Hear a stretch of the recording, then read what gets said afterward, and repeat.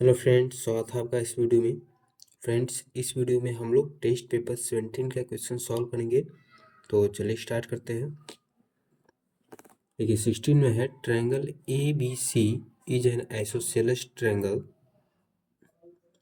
देखिए 16 में है triangle A B C is an isosceles right triangle in which angle A equal to 90 degree and BC equal to 6 centimeter, then AB equal to question mark।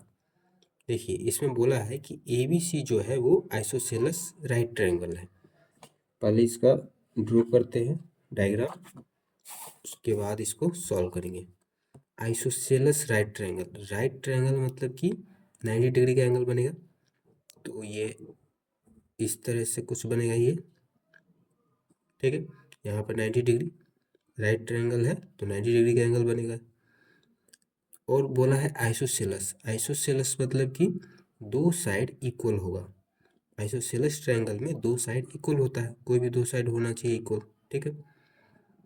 तो angle A equal to 90 है, तो यहाँ पर 90 degree का angle बनाया है, मतलब कि यहाँ पर ए नाम देना पड़ेगा क्योंकि एंगल ए को 90 डिग्री बोला है। फिर बी सी 6 सेंटीमीटर है, तो बी सी ए बी सी या फिर ए बी सी कैसे भी रख सकते हैं, ठीक है। तो A B C, B C 6 centimetre, तो ये 6 सेंटीमीटर है, ठीक है। ए बी बताना है, ए बी ये वाला बताना है। तो इसमें देखिए ये 90 है, तो 90 डिग्री के अपोजिट में जो साइड होता है उसको बोलते हैं हाइपोटेनियस। ये हो गया हाइपोटेनियस, ठीक है।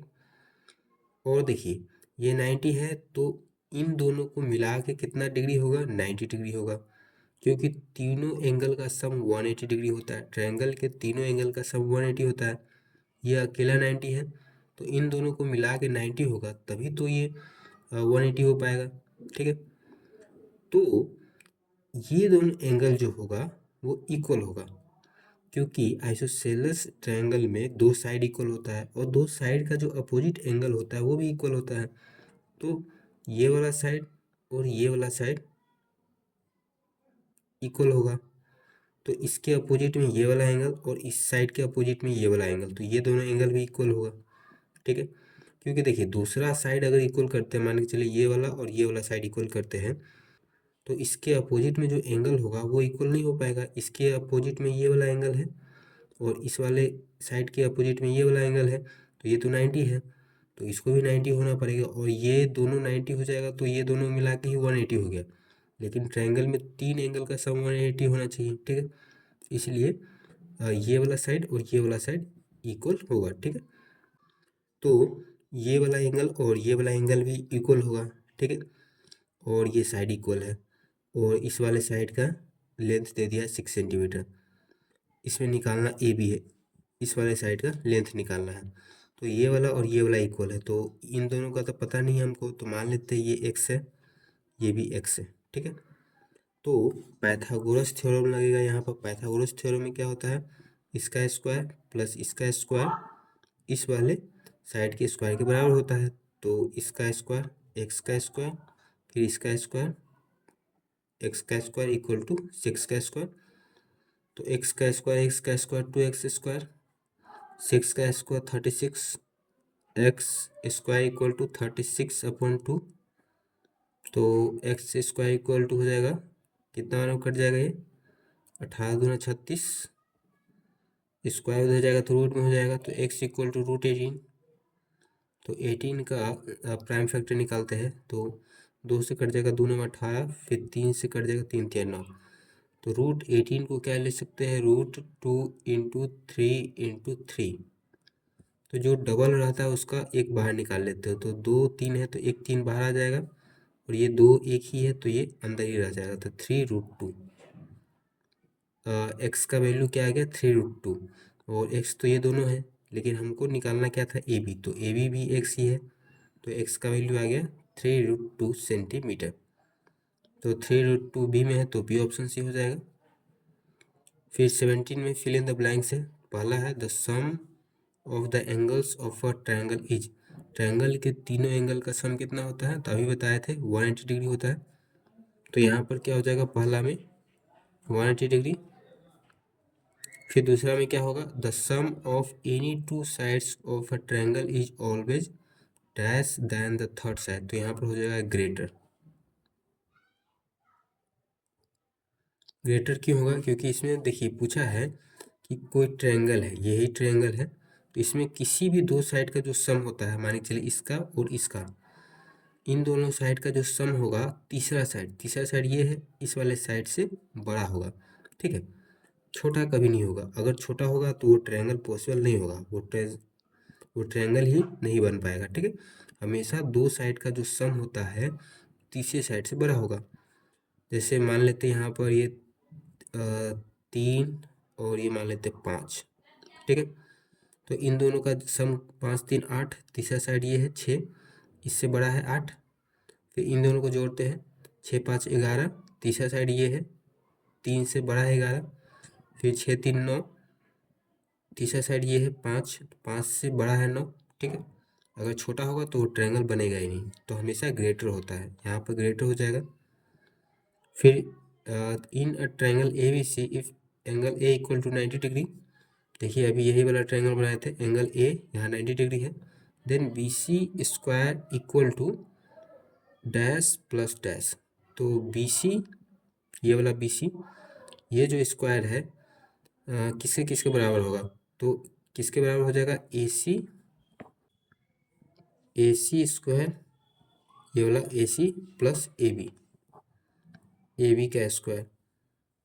देखिए बी सी जो है ये हाइपोटेनियस है, तभी बताए थे हाइपोटेनियस का स्क्वायर जो होता है वो इन दोनों साइड के स्क्वायर के सम के बराबर होता है। यहाँ यही फॉर्मूला लगाए थे पाइथागोरस थ्योरम, एक्स का स्क्वायर वो इस वाले साइड एक्स का स्क्वायर का सम हाइपोटेनियस के स्क्वायर के बराबर था। तो यहाँ पर नाम दे दिया है बी सी, 6 के स्क्वायर, मतलब कि बी सी का स्क्वायर किसके बराबर है, ए बी का स्क्वायर और ए सी के स्क्वायर। ठीक है, वही यहाँ पर लिखे हैं।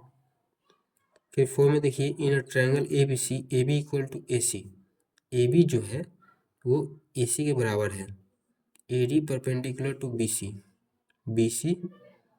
ये बी सी और ए डी जो है इस पर परपेंडिकुलर है, अलग से बनाते हैं इसको। ठीक है, A B C, A B सी है और ए डी जो है परपेंडिकुलर है बी सी पे। ठीक है, A B equal to A C, A B और ए सी ये दोनों इक्वल है। तो पूछा क्या है, B D equal to dash, B D जो है वो किसके इक्वल होगा, तो डी सी के इक्वल होगा। देखिए ये वाला ए बी और ए सी दोनों इक्वल है।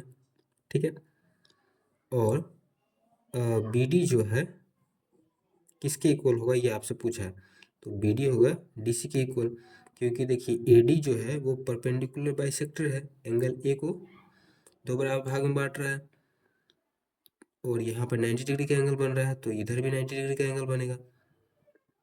तो बी डी क्या होगा, डी सी के इक्वल होगा, या फिर इसको दूसरे तरीके से भी लिख सकते हैं, half of B C, B C का हाफ बी डी और डी सी दोनों आधा आधा बराबर बराबर बटा हुआ है। ठीक है, और इसको देखिए प्रूफ करने का तरीका ये है कि इन दोनों ट्रायंगल को कॉन्ग्रुएंट प्रूफ कर लेंगे। ए बी डी यहाँ बनाते हैं, ए बी डी और A D C congruent proof कर लेंगे तो बी डी और डी सी इक्वल हो जाएगा, क्योंकि कॉन्ग्रुएंट ट्रायंगल का कॉरस्पॉन्डिंग साइड सब इक्वल होता है।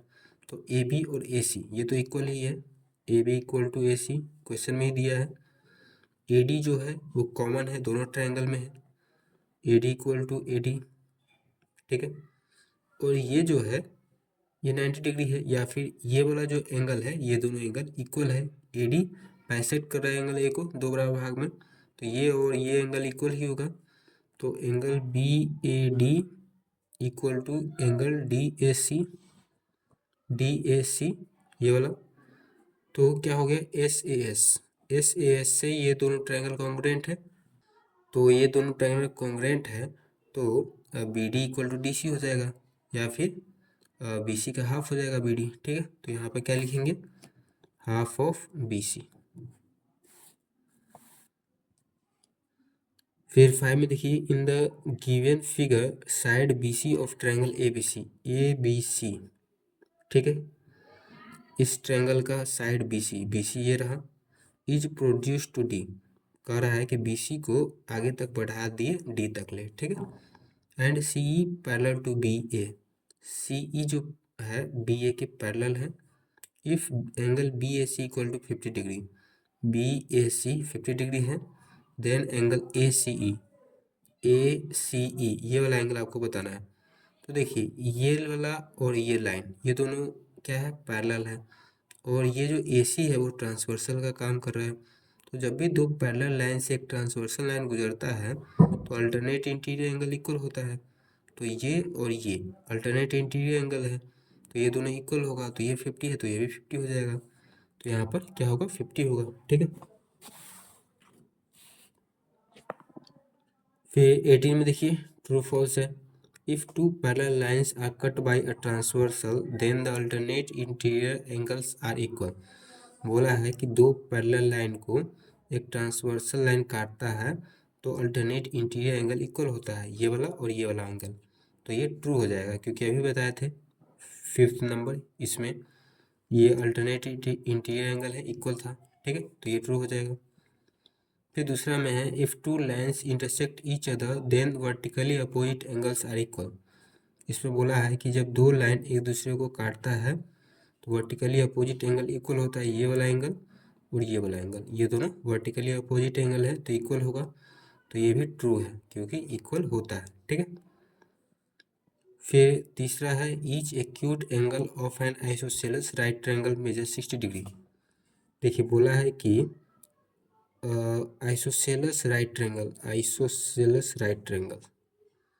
राइट है तो 90 डिग्री, आइसोसेलेस है तो दो साइड इक्वल होगा, ये दोनों साइड इक्वल है, मेजर 60 डिग्री।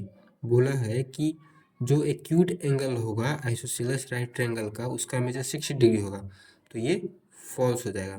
क्योंकि देखिए, ये 90 है, अगर ये दोनों 60 हो जाएगा तो जोड़ेंगे तो कितना हो जाएगा, 6 6 12 120 और 90, 9 2 11 के एक हासिल एक, एक एक दो, 210 डिग्री हो गया। लेकिन तीनों एंगल का सम कितना होना चाहिए, 180 डिग्री, इसलिए फॉल्स हो जाएगा, ठीक है। फिर है, a right triangle can not have an obtuse angle. Right triangle, ये भी राइट ट्रायंगल ही है, ये राइट ट्रायंगल है। राइट ट्रायंगल मतलब एक एंगल 90 डिग्री का। बोला है can not have obtuse angle. Obtuse angle मतलब कि क्या, 90 डिग्री से बड़ा और 180 डिग्री से छोटा, ठीक है, इसी को बोलते हैं ऑब्ट्यूस एंगल। 90 डिग्री से बड़ा होना चाहिए और 180 डिग्री से छोटा होना चाहिए। तो राइट ट्रायंगल में एक एंगल तो 90 डिग्री का है, तीनों मिला के होना चाहिए 180 डिग्री। अगर दूसरा एंगल ऑब्ट्यूस एंगल हो गया 90 डिग्री से बड़ा, मान के चलते हैं कि ये 91 हो गया, ठीक है, तो इन दोनों को जोड़ेंगे तो कितना हो जाएगा, 90 90 180 और एक 181 डिग्री हो गया। दो एंगल का सम ही 181 डिग्री हो जा रहा है, लेकिन हमको तीनों मिला के 180 चाहिए, तो ये तो पॉसिबल होगा नहीं अगर ऑब्ट्यूस एंगल हो जाएगा तो ये क्या हो जाएगा, a right triangle can not have an obtuse angle, तो ये ट्रू हो जाएगा क्योंकि राइट ट्रायंगल में ऑब्ट्यूस एंगल नहीं हो सकता, ठीक है, तो ये ट्रू हो जाएगा।